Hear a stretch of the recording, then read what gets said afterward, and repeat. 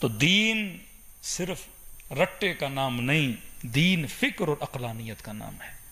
دین سے عقل کو جدا کرو گے تو وہابیت بن جاتا ہے۔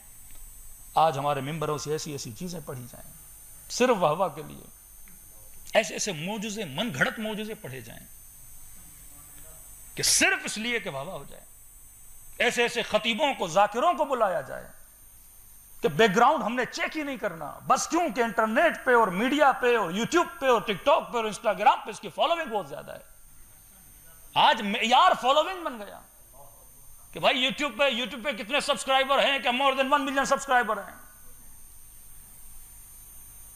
میں نے کہا ایک سبسکرائب کرے اور وہ صرف وجود امام زمانہ ہو تو اٹس انف۔ مجھے یہ بھی نہیں پتا کہ مجھے سبسکرائب کرنے والے فاسق ہیں، مومن ہیں، شرابی ہیں، حجابی ہیں، بے حجابی ہیں، کون ہیں، معیار کیا ہے؟ پھر کرسٹیانو رونالڈو کے سبسکرائبر جا کے دیکھو، پھر گانے والیوں کے جا کے سبسکرائبر دیکھو، ایک ڈاکٹر کے پاس جاتے ہو پیچھے ڈگری چیک کرتے ہو۔ یہ المیہ تو پاکستان میں تھا کہ پنجاب کی طرف بس آواز اچھی ہے تو بلاؤ، اچھا چیختا ہے، اچھا بولتا ہے، اچھا رٹا لگا لیتا ہے، اور پھر صرف کیونکہ مقصد یہ تھا کہ مجمع سے واہ لی جائے، جو آئے پڑھو۔ یہ مکتب عقل کا مکتب تھا، اس مکتب میں آپ اسی لیے آئے، جانے اس لیے قربان نہیں کی شیعوں نے، خون بنا ہے اس مکتب کے لیے۔ بغداد کی دیواروں کے اندر شیعوں کو زندہ گاڑا گیا تھا، تشیع کے پیچھے خون ہے، شہداء کا خون ہے، آبا و اجداد کا خون ہے، اس کے پیچھے ہجرتیں ہیں، اور آج یہ مکتب صرف ایک ایسا مکتب بن جائے جس میں جھوٹی کہانیاں اور قصے بتائے جائیں۔ ہاں اولیاء اللہ کے فضائل بہت ہیں، لیکن فضائل کی حد ہوتی ہے۔ پاکستان کا کوئی ذاکر تھا، اس نے پڑھ دیا۔ ہمارے یہاں بڑے بڑے اولیاء اللہ ہیں، انڈیا چلے جائیں اجمیر شریف ہے، پاکستان آ جائیں شہباز قلندر ہیں، اہل سنت میں چلے جائیں تو غوث اعظم اور غوث پاک ہیں۔ اب آپ غوث پاک کے جا کے فضائل سن لیجیے، کبھی کبھی خدا سے آگے نکال دیتے ہیں لوگ۔ قلندر اپنی جگہ ایک ولی خدا تھے، لیکن فضائل سنیے کہ تیل میں ڈال دیا، 4 سال گزر گئے، 7 سال گزر گئے، جناب تیل میں ہی پک رہے تھے، اور جب پک گئے پھر کسی اور ولی نے کہا نکل کے آ جاؤ، پھر جب نکلے تو لال ہو گئے، تو اس لیے شہباز لال قلندر بن گئے۔ کہاں کی لوجک، کہاں کا مکتب؟ ہمارے ہاں کوئی ولی اللہ اس لیے نہیں بنتا کہ وہ تیل میں پکے، کوئی ولی اللہ اس لیے نہیں بنتا، ولی تقوی کی وجہ سے بنتا ہے، ولی اطاعت خدا کی وجہ سے بنتا ہے، ولی راہ خدا میں جہاد کرنے سے بنتا ہے۔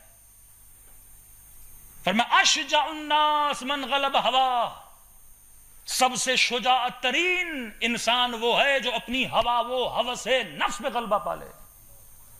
11 قسمیں کھا کے خدا کہتا ہے قد افلح من زکاہا وقد خاب من دساہا، کامیاب وہ ہے جس نے اپنے نفس پہ غلبہ پایا۔ میں نے کتنی اپنے بچے کو ٹریننگ دی ہے کہ ہوا و ہوس نفس پہ غلبہ کرے۔ یہ روزہ کیوں ہے؟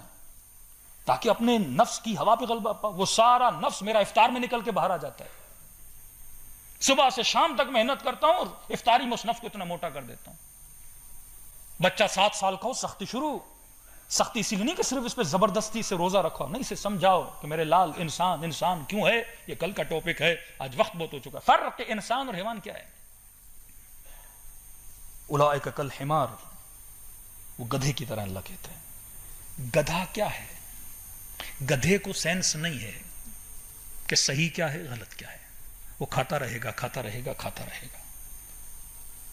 آپ کے گھر میں بھینس ہو، اس کو بھوک لگے گی، وہ ہر زمین، جو زمین اسے ملے گی وہاں جا کے چارہ کھائے گی، اسے یہ نہیں پتا مالک کی زمین ہے یا غیر کی زمین ہے۔